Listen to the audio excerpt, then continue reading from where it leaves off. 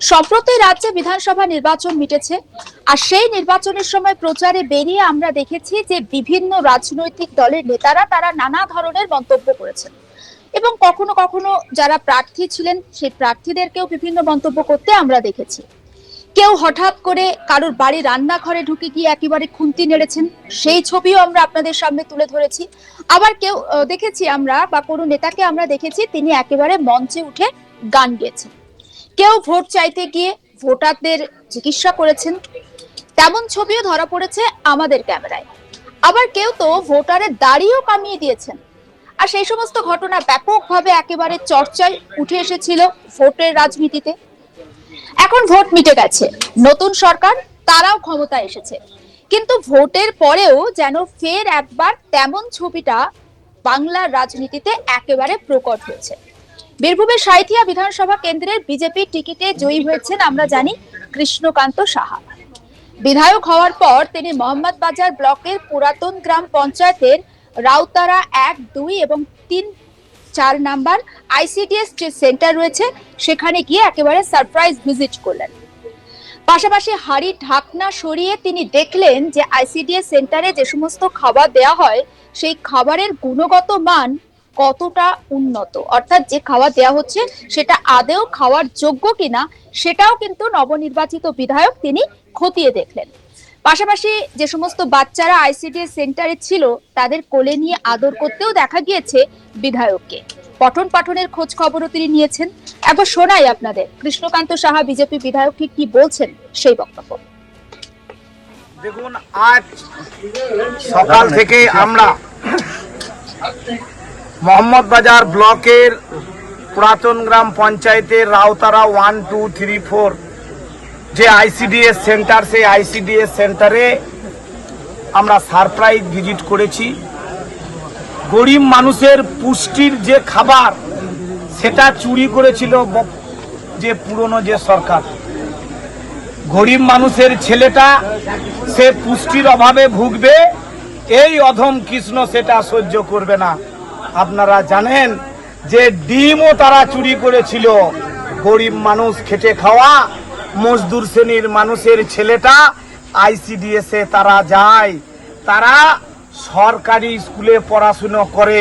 তাই সরকারের ওপর ভরসা রাখুন, মোদিজির ওপর ভরসা রাখুন।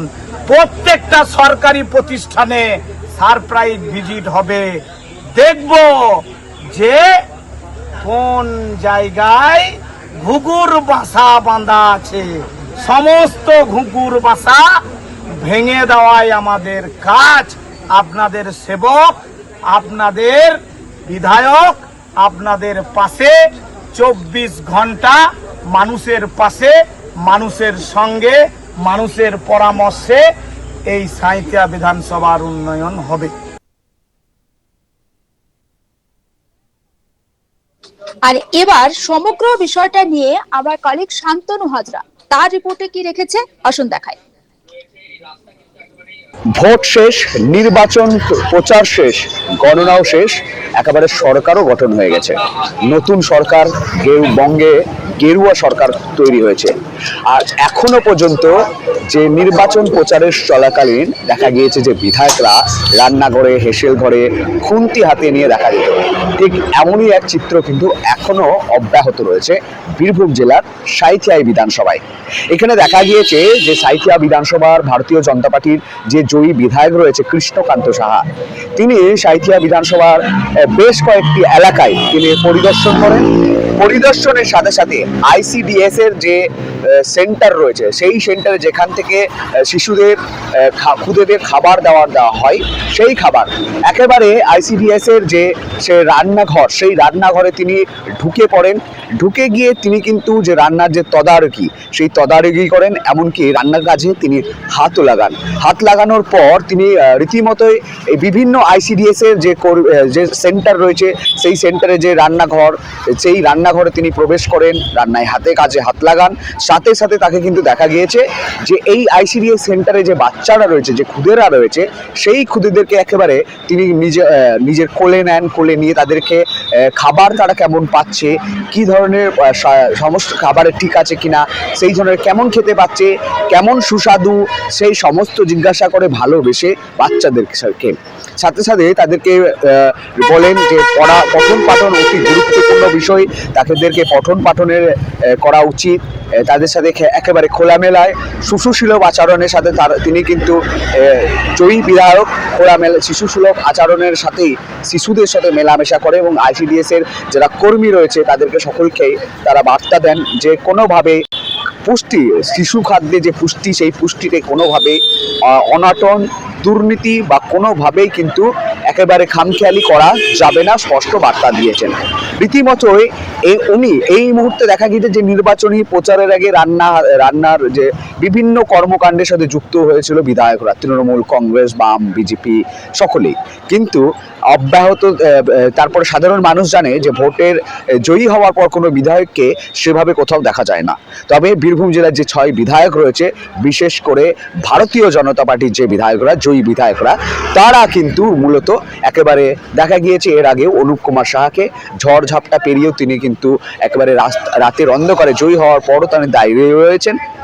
কৃষ্ণকান্ত সাহা তিনি কিন্তু এবার আইসিডিএস এর যে সেন্টার, সেই সেন্টারে তিনি কিন্তু বাচ্চাদের খাবারের জন্য পুষ্টির দিকে খেয়াল রেখে খাবারের জন্য কোনো একেবারে না অপুষ্টি ধরনের খাবার, নিম্নমানের খাবার, সেই খাবার যেন না পৌঁছায় তার জন্য তিনি কিন্তু একেবারে পরিদর্শন করেছেন এবং স্পষ্ট বার্তা দিয়েছেন।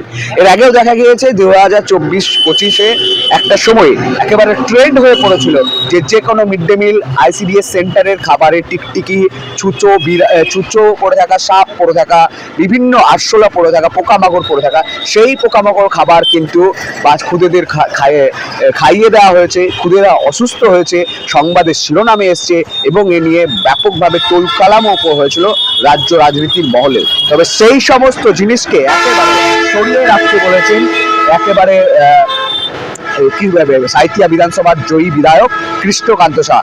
সেই ধরনের ঘটনা যেন পুনরাবৃত্ত না হয় 2026-এর বঙ্গের গেরুয়া সরকারের পরে, তার জন্যই তাদের খেয়াল তদারকি কিন্তু রাখা হয়েছে, এমনটাই স্পষ্ট বার্তা দিয়েছে আইসিডিএসই। আবারও জয়ী হওয়ার পরও রান্নাঘরে বিধায়ক কৃষ্ণকান্ত সাহাকে দেখা গেল সাঁইথিয়ায়।